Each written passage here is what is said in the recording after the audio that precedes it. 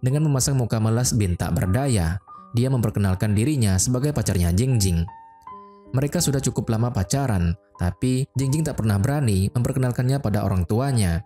Jingjing bahkan menyuruhnya untuk bilang kalau mereka cuma teman SMA. Sontak saja, ayah dan ibu langsung berpaling ke putri mereka untuk menuntut penjelasan.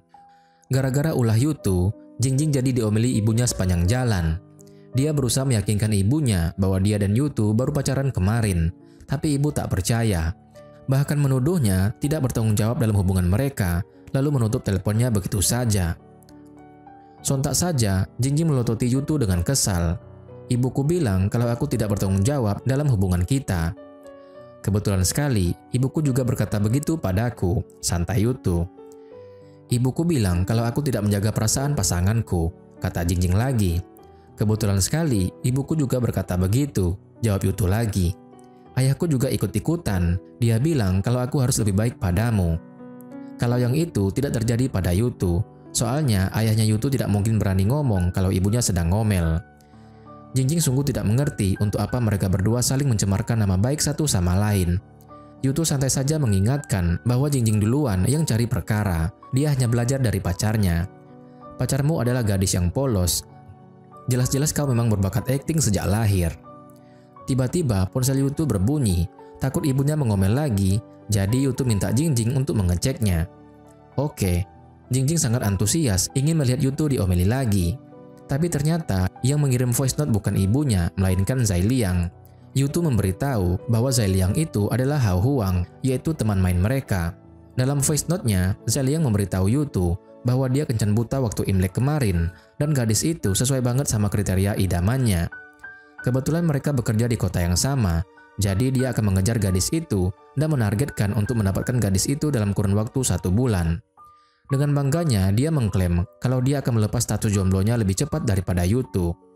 Jingjing pun membantu Yutu membalaskan voice note-nya, mendoakan semoga Zai Liang berhasil. Akan tetapi, Yutu sudah melepaskan status jomblonya duluan. Tapi setelah itu, malah tidak ada balasan dari Zai Liang. Kok belum dibalas? Mungkin perasaannya sedang terpukul.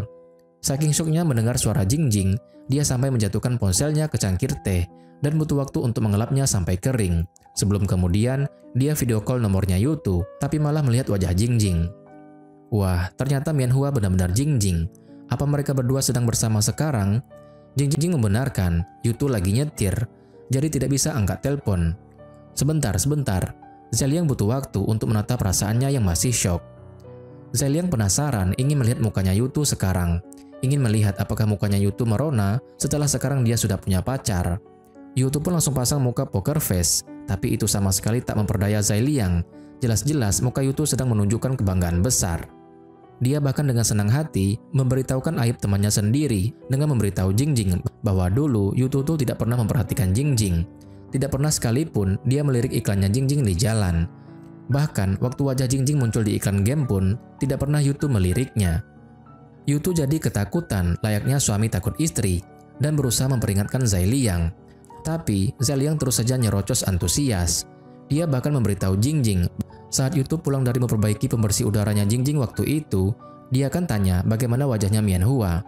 Tapi Yutu malah bilang bahwa wajahnya Mianhua bisa dilihat di mana-mana. Yutu buru-buru menjelaskan, maksudnya itu iklannya Jingjing banyak bertebaran di jalan-jalan, makanya dia bisa dilihat di mana-mana. Jelas itu artinya dia selalu melirik iklannya Jingjing di jalan-jalan. Jadi jangan dengarkan omongan Zai Liang. Tapi Zai Liang juga memberitahu bahwa sebelum mereka jadian beberapa waktu yang lalu, Yutu sangat stres dan frustasi gara-gara memikirkan Jingjing. Kalau Jingjing ingin tahu lebih banyak, sebaiknya Jingjing menambahkan kontaknya di WeChat. Oke, Jingjing pun mengirimkan kontaknya melalui WeChatnya Yutu. Zai Liang makin heran sama temannya yang satu itu. Baru juga jadian, Yutu sudah menyerahkan segalanya pada kekasihnya, termasuk WeChatnya. Begitu mereka sudah saling menambahkan kontak satu sama lain, mereka langsung main game sepanjang jalan, bahkan saat mereka tiba di apartemennya Jingjing. Saking asiknya main, Jingjing sampai lupa mematikan mic saat dia bertanya-tanya kenapa Yutu malah membawanya ke lantai 1 dan bukannya langsung ke rumahnya. Tentu saja, Zai Liang langsung penasaran mendengar Yutu berada di rumahnya Jingjing. Yutu cepat-cepat mengambil alih gamenya Jingjing biar cepat selesai, dan dengan mudah memenangkan game untuknya. Selesai main, Yutu membawa Jingjing ke kotak pos. Dengan santainya, memencet sandi kotak posnya Jingjing seolah itu miliknya sendiri, lalu mengambil sebuah surat. Dia tahu sandinya karena sandi kotak pos itu sama dengan sandi rumahnya Jingjing. Tapi Jingjing bingung kenapa suratnya Yutu malah terkirim ke kotak posnya. "Kurangilah main game, makanlah lebih banyak pati," ujar Yutu. "Maksudnya?" tanya Jingjing. "Otak butuh asupan gula untuk berpikir," kata Yutu. Jingjing pun kesal mendengarnya, tapi akhirnya dia langsung nyambung juga dan sadar kalau itu adalah surat yang Yutu kirim untuknya. Surat yang katanya tentang wahana penjelajah bulan Yutu yang memiliki kisah romantis. Dia ingin membacanya, tapi Yutu ingin membacanya sendiri untuk Jingjing karena surat yang satu ini memiliki makna mendalam baginya. Waktu dia menulis surat ini, dia bertanya-tanya sendiri apakah surat ini akan sampai ke Jingjing. Sekarang, karena hubungan mereka sudah pasti, akhirnya Yutu pun bisa membacakan surat ini untuk Jingjing. Jingjing pun berbaring di pangkuan Yutu saat Yutu mulai membacakan surat itu untuknya. Dia mengawali suratnya dengan memberitahu bahwa dia punya miniatur Yutu di rumahnya yang ingin dia perlihatkan pada Jingjing jika suatu hari nanti Jingjing datang ke rumahnya.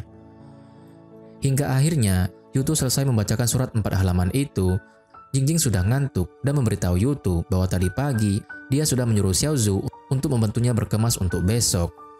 Itu artinya mereka bisa berduaan saja malam ini. Yutu langsung tersenyum lebar dan menyatakan bahwa dia mau menginap di sini malam ini. Jangan mikir yang aneh-aneh dulu, maksudnya dia hanya akan tidur di sofa. Tapi mulai sekarang Yutu ingin lebih berinisiatif, hanya saja dia kurang pengalaman. Jadi, kalau Jingjing merasa dia keterlaluan, maka Jingjing harus mengingatkannya. Jadi, apakah keterlaluan jika dia menginap di sini malam ini? Yutu cepat-cepat menjelaskan bahwa dia hanya ingin mengantarkan Jingjing ke bandara besok. Pesawat Jingjing kan berangkat jam 8 pagi, masa dia harus datang kemari jam 4 subuh? Jingjing sempat tercengang mendengar Yutu berniat mau mengantarkannya ke bandara, tapi akhirnya dia setuju, malah dia senang. Keesokan harinya, saat Xiaozu datang membawakan sarapannya Jingjing seperti biasanya, dia malah kaget mendapati Yutulah yang menyambutnya. Mereka berdua tidak menjelaskan apapun padanya, tapi kemesraan mereka terpampang dengan begitu jelas, sehingga Xiaozu bisa langsung menyadari kalau dirinya sudah jadi obat nyamuk di antara kedua sejoli yang sedang dimabuk asmara. Saat Jingjing mengeluhkan susu kedelainya yang terlalu tawar, tapi juga tidak ingin yang terlalu manis, Yutu langsung meminum setengahnya lalu mencampurkannya dengan susu yang manis. Jingjing pun senang. Yutu menatapnya dan melayaninya dengan penuh cinta, dan Xiaozu cuma bisa canggung menonton kemesraan mereka berdua yang begitu manis sampai bisa bikin diabetes. Bukan cuma Xiaozu, manajer Ling pun sama tercengangnya melihat mereka berdua muncul di bandara bersama-sama. Dia juga tidak butuh penjelasan apapun, karena cinta mereka berdua kentara sangat jelas, sehingga manajer Ling langsung paham apa hubungan mereka sekarang. Karena itulah, manajer Ling memaksa Yutu untuk pakai masker mulai sekarang, biar mereka tidak ketahuan sama paparazzi. Sudah hampir waktunya berangkat, manajer Ling pun minggir agar kedua sejoli itu bisa berpamitan. Yutu sedih menyadari mereka mungkin tidak akan bisa bertemu selama 2 bulan lebih karena jadwal syutingnya Jingjing. Dulu dia berpikir kalau dia akan sangat sibuk luar biasa karena harus sering dinas keluar kota dan tidak akan ada waktu untuk menjaga kekasihnya. Tapi sekarang dia menyadari kalau Jingjing sebenarnya lebih sibuk darinya. Mendengar hal itu, Jingjing pun menghiburnya dengan kecupan manis. Yutu pun kembali senang. Manajer Ling masih syok, bisa-bisanya mereka mengumbar kemesraan di tempat umum. Apa Jingjing tidak takut ada orang yang memotret mereka? Jingjing sama sekali tidak peduli dengan itu, karena ada masalah lebih penting yang harus dia pikirkan. LDR itu sangat sulit. Jingjing harus memikirkan bagaimana cara mempertahankan hubungannya. Maka, dimulailah hubungan LDR mereka. Pada hari pertama, Jingjing mengirim stiker dirinya sendiri, memperkenalkan dirinya sebagai AI Jingjing, pacar virtualnya Yutu. Setiap hari, mereka saling chatting, biarpun cuma sekedar saling sapa, atau membahas hal remeh, atau cuma sekedar pamer makanan. Bahkan di kantin kantor, Yutu terus-menerus menatap HP-nya dan memotret makanannya yang lama-kelamaan membuat Dameng penasaran. Dia langsung mengintip ponselnya Yutu dan mendapati Yutu sedang chatting sama kontak yang dinamai Nona AI, semacam pacaran virtual. Dan Dameng dengan polosnya percaya, mengira kalau si Nona AI itu semacam robot pacar virtual. Jingjing jadi ingin juga merasakan makanan di kantin kantornya Yutu dan meminta Yutu untuk mengajaknya makan di sana kapan-kapan. Tapi apakah orang luar tidak boleh masuk? Yutu bilang boleh, tapi dia harus menunjukkan KTP-nya di pintu gerbang. Tidak masalah. Jingjing dengan narsisnya berkata bahwa foto KTP-nya sangat cantik, dan Yutu tak kalah narsisnya, mengaku bahwa foto KTP-nya juga ganteng. Suatu malam, manajer Ling memberitahu Jingjing bahwa dia masih berusaha menegosiasikan jadwalnya Jingjing selanjutnya untuk dilakukan di Shanghai saja, biar Jingjing bisa bertemu dengan Yutu. Manajer Ling sebenarnya masih menyayangkan Yutu tak mau masuk ke industri hiburan, tapi dipikir-pikir mungkin juga Yutu tidak akan terkenal. Soalnya, biarpun dia itu sangat tampan, tapi dia terlalu transparan. Bayangkan saja, selama lebih dari sebulan dia mengajari Jingjing main game. Setiap hari dia keluar masuk rumahnya Jingjing, tapi tidak ada seorang pun yang memotretnya. Dan lagi, waktu mereka berdua di kampung halaman mereka dan di bandara, mereka kan sangat terang-terangan mengumbar kemesraan di depan umum. Tapi anehnya, tidak ada satupun foto mereka yang diposting di media sosial. Geli, Jingjing langsung ngechat Yutu untuk memberitahukan ucapan manajer Ling barusan. Yutu bingung apa maksudnya transparan. Dia yakin kalau cahaya tidak bisa menembus dirinya. Maka, Jingjing langsung video call dia untuk menjelaskan maksud transparan itu. Kalau masa di KTV, Yutu tahu apa penyebabnya. Itu karena Pepe bagi-bagi ampau pada semua teman mereka sebagai uang tutup mulut.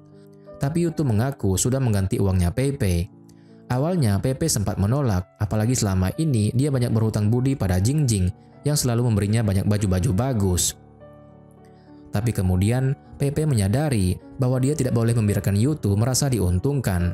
Makanya Pepe menerima uangnya. Tapi Pepe mengatakan bahwa dia akan mengembalikannya suatu hari nanti dalam wujud hadiah pernikahan untuk mereka.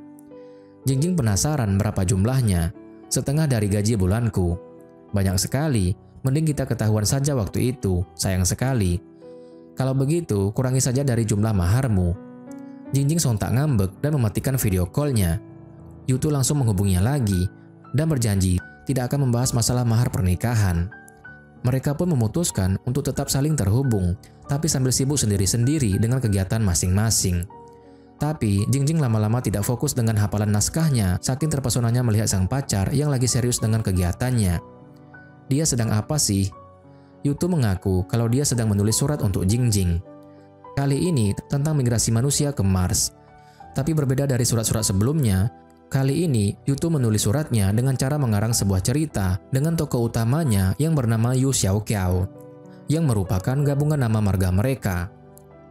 Yu Xiaoqiao adalah seorang pelajar SMA di Shanghai. Suatu hari, setelah Yu Xiaoqiao mentraktir salah satu temannya makan ayam goreng, karena temannya itu telah berjasa mengajarinya matematika, dia mendapatkan hadiah tiket liburan musim panas ke Mars. Dia sengaja mengarang cerita biar Jingjing tidak terlalu bosan dan biar lebih mudah dipahami juga. Teknologi zaman sekarang masih belum cukup canggih bagi manusia untuk migrasi ke Mars. Makanya tokoh utama ceritanya ini adalah keturunan mereka di masa depan nanti. Jingjing jadi tersipu malu mendengar Yutu ngomongin masalah keturunan. Tadi masalah mahar pernikahan, sekarang malah ngomongin keturunan. Tapi kenapa Yu Xiaoqiao perlu diajari matematika oleh orang lain? Memangnya Yu Xiaoqiao ini tidak mewarisi gennya Yutu? Itu harus ditanyakan pada Nona Qiao Jingjing. Bolehkah genku mempengaruhi genmu? Tanya Yutu. Kau membuatku kesulitan menghafal naskahku. Jingjing pun tersipu malu. Pada hari ke-10 perpisahan mereka, entah kenapa, Jingjing tidak bisa melakukan adegan menangis sedih dengan benar. Sutradara Lee tidak puas, sehingga syuting harus terus-menerus diulang. Begitu Jingjing kembali ke hotel, dia langsung curhat sedih sama Yutu, walaupun pada akhirnya syuting selesai dengan baik. Tapi tetap saja, Jingjing masih sedih dan minta dihibur. Tapi reaksi Yutu malah cuma mengucap syukur adegannya bisa terselesaikan dengan baik. Jingjing pun kecewa dan langsung memprotesnya. Yutu menjelaskan bahwa itu karena kegagalan baginya adalah sesuatu yang sangat biasa, jadi dia sudah terbiasa. Bahkan sampai sekarang dia masih kesulitan dengan proyeknya. Ujung-ujungnya malah jadi Jingjing yang menghibur Yutu dan menyemangatinya. Tapi Jingjing tetap senang bisa menghibur sang pacar tercinta. Sekarang dia mengerti betapa bahagianya menghibur belahan jiwa. Dia jadi bangga dengan dirinya sendiri karena telah menjadi pacar yang penuh perhatian, menghibur sang pacar yang sedih. Tapi, sang pacar yang dia kira sedih itu tiba-tiba bertanya, adegan yang diulang-ulang itu bukan adegan ciuman kan? Pada hari ke-15, Yutu dinas ke Xi'an bersama timnya. Jingjing video call waktu Yutu tiba di hotel dan mendengar suaranya Dameng yang lagi konser di kamar mandi dengan hati riang gembira. Yutu memberitahu dia bahwa Dameng pernah melihat percakapan chat mereka dan mengira kalau dia lagi chatting sama robot program mini WeChat. Jingjing bingung kenapa Dameng mengira dia adalah robot. Maka Yutu pun mengirimkan percakapan mereka dan saat itulah Jingjing baru mengetahui kalau Yutu menyimpan kontaknya dengan nama Nona AI. Jingjing langsung kesal mematikan sambungan mereka. Pada hari ke-25, Yutu melapor pada sang kekasih kalau dia baru selesai main basket bersama para rekannya. Jingjing penasaran ingin melihat gayanya main basket, jadi dia menuntut Yutu untuk selfie. Tapi alih-alih selfie, Yutu mengirim fotonya dalam pose hendak menembakkan bola. Dia tidak bisa selfie, jadi dia menyuruh temannya memotretnya. Teman-temannya bertanya buat apa dia ingin mengambil foto, jadi Yutu bohong kalau itu buat kencan butanya. Mereka jadi penasaran, ingin melihat foto kencan butanya Yutu. Yutu mengusir mereka, tapi dia tetap menuntut kencan butanya untuk mengirimkannya selfie. Jingjing pun mengirimkan foto selfie-nya yang tampil cantik memeluk boneka kelinci. Tapi setelah itu, Yutu malah tidak membalas pesannya. Jingjing pun jadi bingung. Itu dikarenakan Yutu begitu terpesona melihat fotonya, membuatnya jadi semakin merindukan Jingjing. Maka begitu dia sadar dari lamunannya, dia langsung menelepon Jingjing dan bertanya-tanya kapan dia bisa bertemu langsung dengan kencan butanya itu. Sepertinya harapan Yutu akan segera terkabul karena syuting untuk beberapa adegan akan dipercepat. Jadi, Jingjing bisa pulang ke Shanghai selama 3 hari untuk menghadiri sebuah acara promosi brand. Dia langsung menghubungi Yutu sambil bercanda jadi program AI yang minta duit dengan imbalan hadiah. Yang dia minta lumayan mahal juga, tapi begitu dia memberitahu kalau mereka bisa kencan selama 3 hari, Yutu langsung antusias mentransfer uang sejumlah 520 yuan. 520 adalah dari bahasa gaul yaitu wo aini yang artinya aku mencintaimu, dan menanyakan kapan Jingjing akan pulang. Dia akan menjemput Jingjing. Tak lama kemudian, Jingjing akhirnya tiba di bandara Shanghai dan Yutu sudah berada di bandara menjemputnya. Mereka langsung bermesraan sampai-sampai Xiaozu memutuskan untuk segera pamit meninggalkan mereka berdua. Mereka sungguh bahagia seolah dunia milik mereka berdua saja, sampai-sampai mereka tidak menyadari adanya 3 orang paparazzi yang sedang memotret dan mengikuti mereka. Dan jelas saja ketika paparazzi itu langsung kegirangan bisa mendapatkan target besar. Mereka pasti akan kaya raya dari menjual foto-foto ini. Tapi di tengah jalan, mereka malah terjebak macet yang sangat parah. Ditambah lagi, rumahnya Jingjing jaraknya cukup jauh. Yutu mendadak punya ide bagus. Daripada berlama-lama macet di sini, bagaimana kalau mereka menuju ke lokasi lain, yang jaraknya lebih dekat, 20 menit sampai, yaitu rumahnya. Jingjing langsung sok jaim memprotes sikap Yutu, yang baru kenal sama kecambutannya, tapi sudah ingin menculiknya ke rumahnya. Tapi kemudian, dia pura-pura tak sengaja memencet lokasi rumahnya Yutu sebagai tujuan mereka. Ups, salah pencet. Ya sudah deh, pergi ke situ saja. 3 paparazzi itu awalnya mengira kalau kekasihnya Jingjing itu pasti kaya raya banget, dilihat dari mobil mewah yang dipakainya untuk menjemput Jingjing. Tapi mereka mulai bingung saat mereka terus mengikuti kedua orang itu hingga memasuki kawasan perumahan biasa. Mereka juga baru sadar kalau mobil mewah itu adalah mobilnya Jingjing. Yutu memang tinggal di sana karena lokasinya yang dekat dengan kantornya. Jingjing antusias ingin segera keluar dan melihat rumahnya Yutu. Tapi Yutu dengan cepat mencegahnya, lalu menarik Jingjing mendekat untuk menciumnya mesra. Melepaskan semua kerinduannya selama sebulan ini. Untungnya kaca mobil mereka gelap ketika paparazzi itu jadi tidak bisa memotret pandangan itu. Penasaran, salah satu dari mereka memutuskan keluar untuk menyelidiki rumah kekasihnya Jingjing. Kedua sejoli itu keluar dari mobil tak lama kemudian. Si paparazzi langsung memotret mereka sambil terkagum-kagum mengomentari sosok kekasihnya Jingjing yang sangat tampan itu. Tinggi lagi. Siapa ya dia? Selebritis juga kah? Apakah dia pendatang baru? Tapi kenapa dia tinggal di kawasan semacam ini? Menyambut Jingjing di rumah sederhananya, ternyata Yutu sudah menyiapkan sendal imut di rumahnya. Dia memang sudah berencana untuk membawa Jingjing ke rumahnya sejak mereka jadian. Jingjing sangat antusias melihat-lihat rumah itu. Biarpun tak semewah dan seluas rumahnya, tapi rumah itu dipenuhi dengan buku-buku di sepanjang dindingnya. Ada juga miniatur Yutu yang pernah Yutu sebutkan waktu itu, dan sebuah boneka roket Long March 5 yang imut. Kemudian, Yutu membuat mie untuk makan malamnya, mie yang sama dengan yang dia pamerkan ke Jingjing waktu itu. Jingjing antusias untuk mencicipnya, tapi ternyata rasanya tak seenak yang dia kira. Jingjing pun kecewa. Selama Yutu sibuk makan, Jingjing tiba-tiba dihubungkan oleh teman sesama artisnya yang bernama Chen Su, yang menuntutnya untuk ikut main game dalam timnya. Chensu lagi butuh bantuan Jingjing untuk menaikkan levelnya. Jingjing ngotot menolak. Chensu kurang pintar ngegame, takutnya Chensu malah akan menjatuhkan levelnya. Chensu tak peduli, pokoknya Jingjing harus dan wajib ikut timnya. Dia bahkan bersedia mentransfer sejumlah uang ampau ke Jingjing. Mendengar hal itu, Yutu tiba-tiba berbaik hati untuk menggantikan Jingjing membantu Chensu. Sekalian dia mau mencoba hero baru. Dia yakin kalau dia pasti bisa membantu Chensu naik level hanya dalam waktu 1 jam saja. Tapi anehnya, saat dia sudah mulai main, entah kenapa, permainannya kali ini tidak seperti biasanya dan kalah dengan cepat. Bukan cuma sekali, berkali-kali malah dia kalah terus. Yutu pun frustasi. Berusaha berpikir positif, Jingjing pun terus menyemangatinya, meyakini kalau ini pasti cuma karena Yutu belum terbiasa dengan hero barunya. Tapi, saat Jingjing mengeluh karena merasa tak enak sama Chensu yang sudah ngasih ampau ke dia, Yutu mendadak berubah jadi ahli game lagi dan menang dengan mudah. Hingga akhirnya Yutu berhasil mencapai target. Hari pun sudah larut malam. Jarak rumah Jingjing terlalu jauh. Takutnya dia akan kurang istirahat kalau pulang sekarang. Apalagi kan besok dia ada jadwal. Jadi, Yutu langsung menyarankan agar Jingjing menginap saja di sini malam ini. Ternyata dia sengaja. Dia meyakinkan Jingjing untuk tidak khawatir karena dia akan tidur di sofa ruang tamu, sedangkan Jingjing bisa tidur di kamarnya. Awalnya, Jingjing dengan polosnya menyetujuinya. Tapi, beberapa detik kemudian dia mulai sadar bahwa ada yang aneh dengan Yutu. Dulu, saat Yutu membantunya mencapai level King, dia bisa melakukannya hanya dalam waktu beberapa menit saja. Tapi sekarang, membantu Chensu naik level S saja malah butuh waktu lebih dari 3 jam. Yutu benar-benar pintar acting. Yutu berusaha menyangkal dengan muka tanpa dosa. Tapi, Jingjing tak percaya dan langsung menyuruhnya untuk main solo rank dengan menggunakan hero yang tadi. Kalau Yutu bisa menang minimal 15 kali, dia janji tidak akan pulang. Yutu pun terpaksa menurutinya, dan kecurigaan Jingjing langsung terbukti benar saat Yutu dengan mudahnya memenangkan gamenya, bahkan berhasil menang lebih dari 20 kali. Jingjing mau pergi saja, tapi Yutu sontak menariknya ke pangkuannya sambil protes karena Jingjing melanggar ucapannya sendiri, katanya tadi tidak akan pulang. Jingjing santai meralat, ia memang tidak akan pulang, tapi dia juga tidak bilang akan menginap di sini. Dia mau menginap di hotel. Memangnya Yutu doang yang pintar bohong? Cepetan anterin aku ke hotel.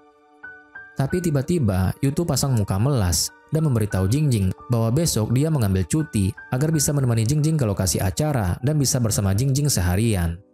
Demi mengambil cuti hari ini, dia rela lembur selama beberapa hari sebelumnya. Dia jadi kurang istirahat. Kalau sekarang dia mengantarkan Jingjing pulang, maka dia bakalan harus begadang lagi sampai jam 2 dini hari. Apalagi besok pagi masih harus ke rumahnya Jingjing. Wah, Jingjing sungguh tak menyangka kalau pacarnya ternyata seorang pembohong yang andal. Sepertinya dialah yang harus menyiapkan mental untuk menghadapi Yutu. Tapi baiklah, Jingjing dengan senang hati menuruti permintaannya untuk menginap di sini. Trio paparazzi jadi semakin heboh saat melihat Yutu mengambil kopernya Jingjing.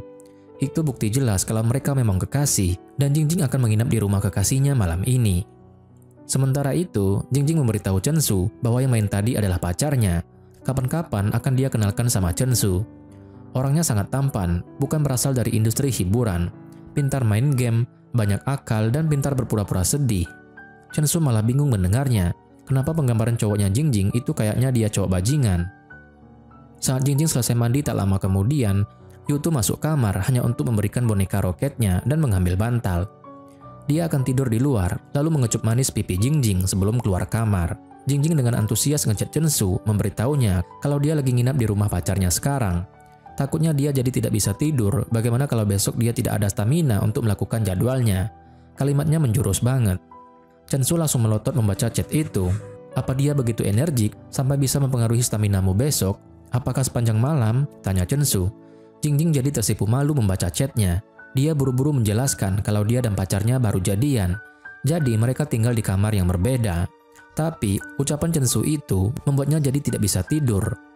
Mendengar suara-suara di luar, Jingjing akhirnya keluar kamar dan melihat Yutu lagi sibuk menerjemahkan makalah. Katanya tadi dia kurang istirahat selama beberapa hari. Terus kenapa sekarang dia malah sibuk menerjemahkan makalah? Yutu terang-terangan mengaku bahwa dia harus menyibukkan dirinya untuk menenangkan dirinya. Jingjing langsung paham apa maksudnya dan berniat untuk menghindar. Tapi Yutu dengan cepat menariknya ke pangkuannya sambil memperingatkan Jingjing untuk tidak keluar kamar lagi. Jika tidak, Jingjing jadi tegang dan tersipu malu. Tapi Yutu akhirnya memutuskan untuk melepaskannya. dan menyuruh Jingjing tidur saja sekarang. Jingjing langsung melesat kabur ke kamarnya, tapi dia juga tidak bisa tidur, dan akhirnya dia ngechat manajer Ling, meminta manajer Ling untuk mengirimkan garis besar wawancara untuk besok. Dia butuh menyibukkan diri untuk menenangkan dirinya juga. Keesokan harinya, saat Jingjing bangun, Yutu sudah membelikannya sarapan. Jingjing langsung bermanja ria padanya, sambil mengeluhkan bantalnya yang kurang nyaman. Kemudian dia ngechat manajer Ling, memberitahu kalau dia sekarang berada di rumahnya Yutu. Jadi mereka tidak perlu menjemputnya, dia akan berangkat bersama Yutu nanti.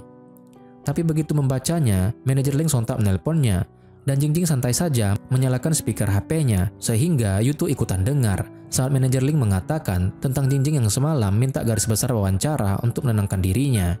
Jingjing jadi malu dan buru-buru beralih topik menegaskan kalau dia akan pergi ke hotel bersama Yutu nanti. Tapi manajer Ling justru tidak bisa tenang kalau mereka hanya pergi berdua saja. Takutnya akan ada orang yang memotret mereka. Jadi, manajer Ling menuntut Yutu untuk memberikan alamat lengkapnya biar dia dan Xiaozhu bisa ke sana nanti. Setelah mengirimkan alamat rumahnya ke manajer Ling, Yutu secara implisit mengaku bahwa menerjemahkan makalahnya semalam sebenarnya tidak efektif untuk menenangkan dirinya. Tak lama kemudian, trio paparazzi melihat timnya Jingjing datang menjemputnya dan pacarnya Jingjing juga ikut pergi ke tempat acara. Usai menyebutkan berbagai jadwalnya Jingjing hari ini, manajer Ling penasaran apakah malam ini Jingjing juga akan menginap di rumahnya Yutu. Canggung, Jingjing mengatakan kalau itu tergantung lalu lintas.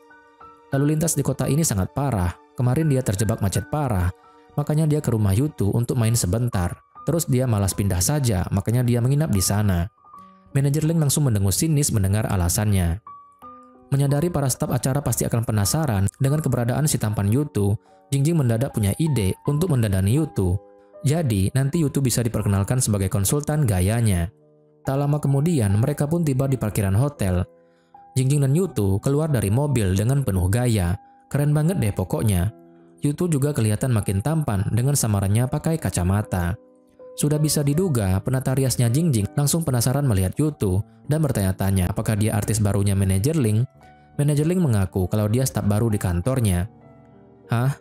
Wajah setampan itu cuma jadi staf?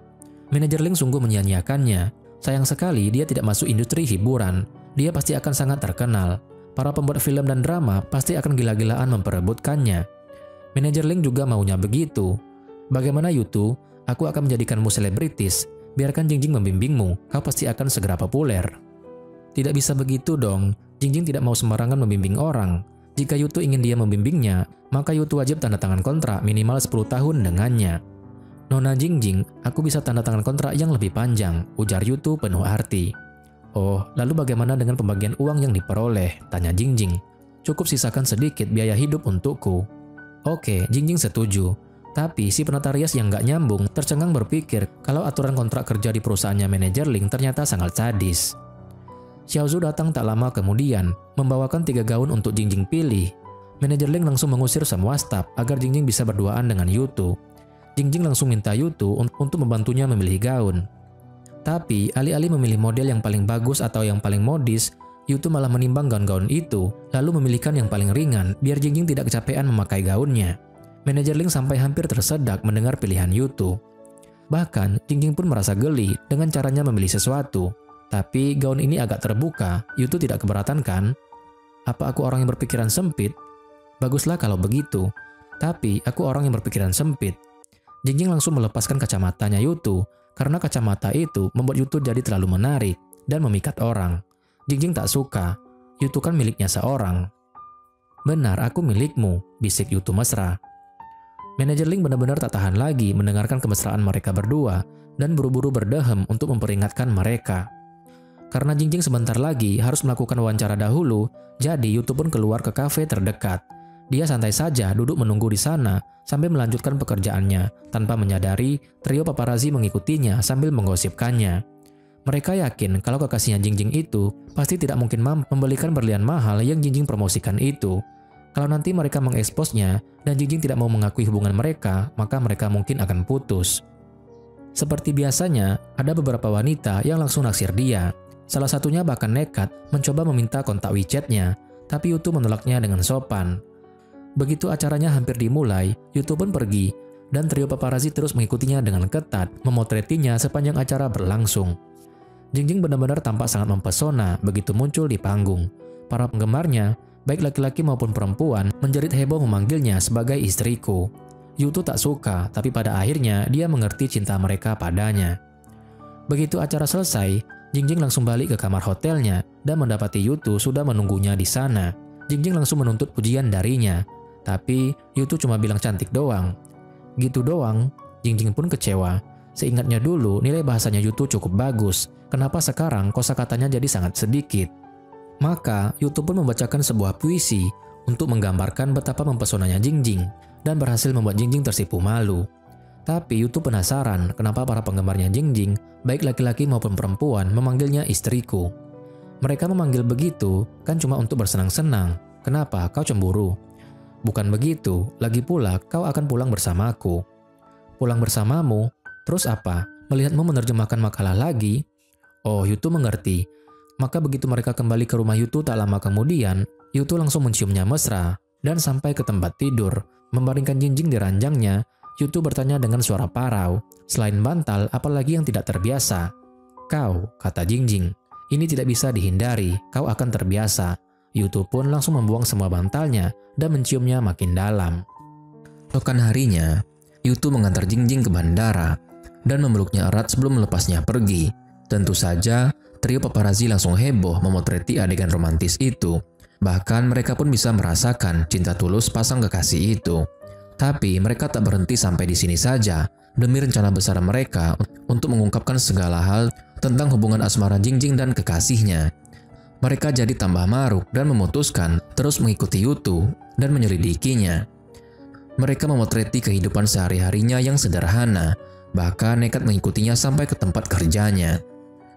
Namun suatu hari, Yutu tiba-tiba disuruh ke ruangan Direktur Hu. Namun, bukan hanya Direktur Hu yang ada di sana, melainkan juga Profesor Zhang dan 2 orang penyidik dari Kemenhan. Kedua penyidik itu datang untuk menanyai Yutu, dan pertanyaan mereka adalah dengan siapa Yutu bersama mulai dari hari Jumat sampai hari Minggu. Bingung, Yutu akhirnya jujur mengaku bahwa dia bersama pacarnya yang bernama Xiao Jingjing. Sontak saja, Profesor Zhang langsung terbatuk-batuk, berusaha menyembunyikan tawanya. Apa kau tidak menyadari ada orang yang mengikuti kalian? Jadi ceritanya, gara-gara trio paparazzi itu nekat mengikuti Yutu sampai ke tempat kerjanya, mereka jadi ketahuan oleh staf keamanan yang melihat mereka bawa kamera. Tentu saja, ketiga paparazzi itu ditangkap atas tuduhan mata-mata. Sekarang, kamera dan semua hasil jepretan mereka disita. Tapi, berhubung keterangan trio paparazzi itu sesuai dengan keterangan Yutu, jadi mereka akan menyelidikinya lebih lanjut. Dan jika tidak ada masalah, maka trio paparazzi itu hanya akan diceramahi lalu dibebaskan. Mereka juga memperingatkan Yutu untuk lebih berhati-hati mulai sekarang. Begitu kedua penyidik itu pergi, Yutu langsung menelpon Jingjing untuk mengabarkan berita menggelikan ini. Jingjing pun langsung menghubungi manajer Ling. Tapi alih-alih dimarahi, manajer Ling malah antusias dan heboh memotong ucapan Jingjing, mengira kalau hubungan asmara mereka sudah ketahuan paparazzi. Tapi jangan khawatir, manajer Ling sudah menyiapkan berbagai rencana tentang bagaimana mereka akan menangani masalah ini, mulai dari A sampai Z. Jadi, Jingjing maunya bagaimana? Mau mengakui hubungannya atau menyangkalnya? Seharusnya tidak akan terekspos, ujar Jingjing. Kenapa? Mereka ditangkap karena dianggap sebagai mata-mata. Malam harinya, saat manajer Ling menceritakan masalah ini ke suaminya, dia tiba-tiba ditelepon sama salah satu paparazzi itu. Mereka sudah dibebaskan, tapi masih syok. Dia menelpon untuk mewakili teman-temannya minta maaf, sekaligus berterima kasih pada mereka, karena temannya Jingjing telah berbaik hati membantu mereka mengklarifikasi masalah mereka.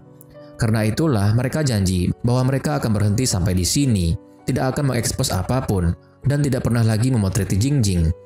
Dan mereka sungguh menepati janji mereka. Bukan cuma mereka, paparazzi yang lain pun tidak ada yang berani.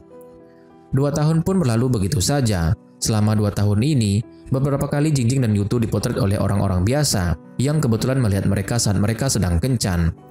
Tapi, tak ada satupun media atau paparazzi yang menyelidikinya lebih jauh. Dan juga, karena tak pernah ada konfirmasi resmi dari Jingjing maupun agensinya, sehingga para penggemar setia Jingjing selalu menolak mempercayai foto-foto itu. Dan itu dikarenakan memang Jingjing sendiri yang tidak pernah mau memberitahukan hubungan mereka kepada publik. Sehingga setiap kali nama Jingjing dan kekasihnya muncul di pencarian populer, manajer Ling selalu menghapus semua itu. Dan alasannya menolak mempublikasikan hubungan mereka adalah semata-mata demi melindungi pekerjaannya Yutu. Kali ini lagi-lagi, Jingjing dan Yutu harus terpisah karena pekerjaan. Yutu sedang dinas, sedangkan Jingjing sibuk syuting drama kolosal di gurun pasir yang susah sinyal, terutama sinyal internet. Orang-orang jadi kesulitan menghubungi keluarga mereka. Jingjing pun kesulitan menghubungi Yutu. Dalam drama kali ini, Jingjing akan beradu akting dengan seorang aktris yang bernama Zhu Xiaoqi. Mereka berdua adalah rival yang terkenal punya hubungan buruk, tapi tetap so akrab di hadapan orang lain.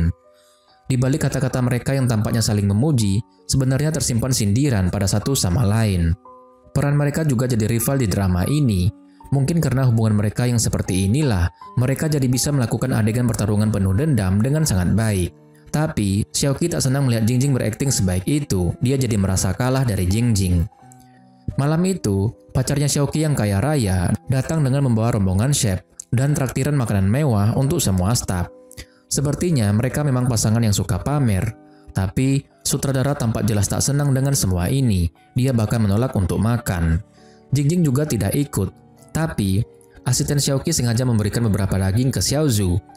Demi sopan santun, Xiaozhu menerimanya saja, walaupun Jingjing jelas tidak memakannya karena semua itu makanan berlemak. Tadi siang, Jingjing dihubungi Yutu yang mengaku bahwa dia akan datang berkunjung juga. Tapi sekarang, setelah melihat berbagai kemewahan yang dibawa pacarnya Xiaoqi, Xiaozhu jadi khawatir, takut Yutu kalah saing sama pacar Xiaoqi. Jingjing santai-santai saja, tidak perlu membanding-bandingkan kedua pacar mereka. Pacarnya sendiri sangat tampan, pintar dan keren, itu saja sudah cukup. Lagi pula, Jingjing bisa melihat dengan jelas kalau sutradara tidak senang dengan kedatangan pacarnya Xiaoqi, karena apa yang mereka lakukan ini telah menunda syuting. Kalau Yutu juga datang dengan cara seperti itu dan menunda syuting lagi, bisa-bisa sutradara bakalan meledak. Jadi lebih baik Yutu datang diam-diam dan pergi diam-diam juga.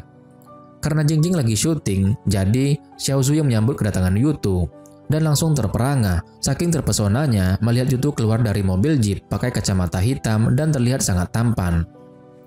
Jingjing langsung sumringah begitu melihatnya, tapi sekarang dia masih harus syuting dulu. Yutu pun dengan sabar menunggunya.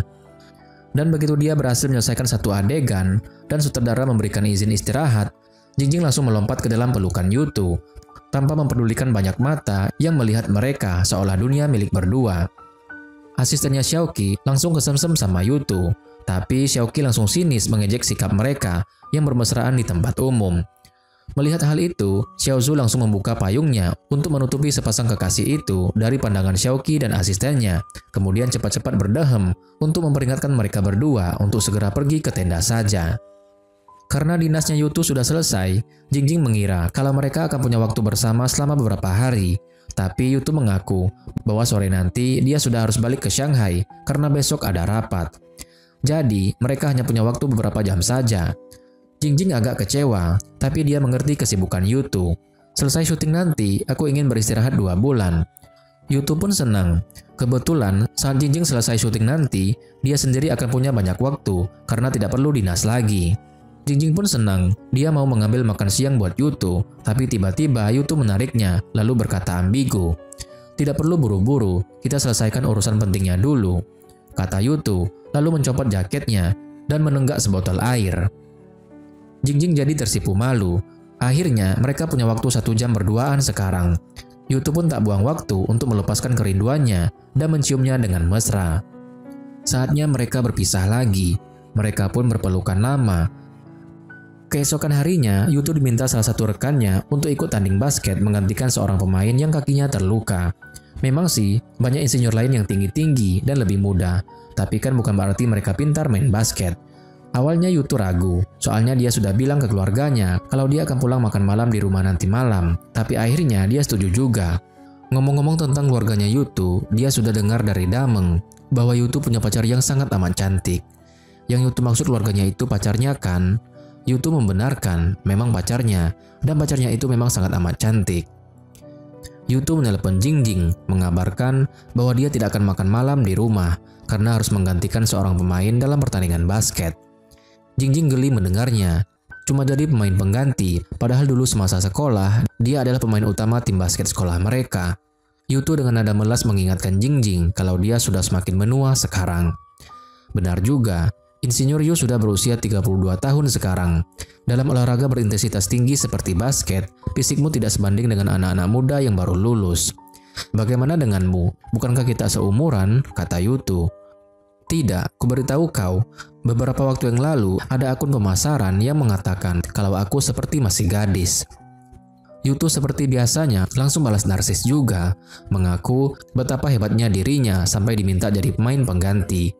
Bukankah itu artinya kekuatan fisik dan kemampuannya lebih hebat daripada anak muda yang baru lulus?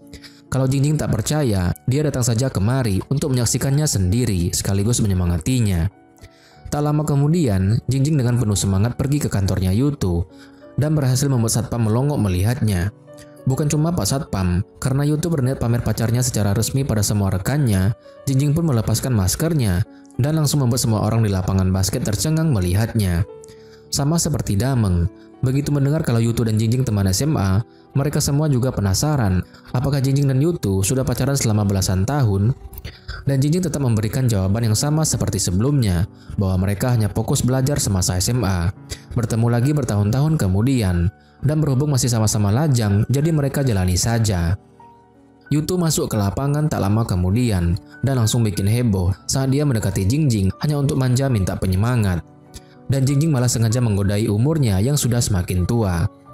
Pertandingan pun dimulai tak lama kemudian, dan ternyata biarpun umur sudah semakin tua, Yutu tetap hebat, dan Jingjing menjerit heboh sama seperti dulu saat mereka masih SMA dulu. Saat mereka pulang tak lama kemudian, Jingjing dengan bangga memamerkan foto KTP-nya yang cantik, dan tiba-tiba ingin membandingkan foto ID mereka, mau melihat mana yang paling bagus. Tapi menurut Yutu, jika ingin membandingkan foto ID mereka, maka seharusnya fotonya diambil dalam kondisi yang sama, lokasi yang sama, pencahayaan yang sama, dan fotografer yang sama.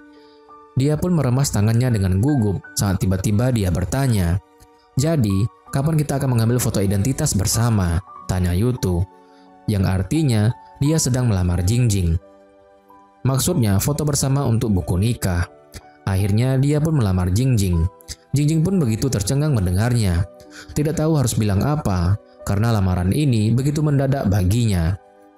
Nah, gimanakah kelanjutan ceritanya?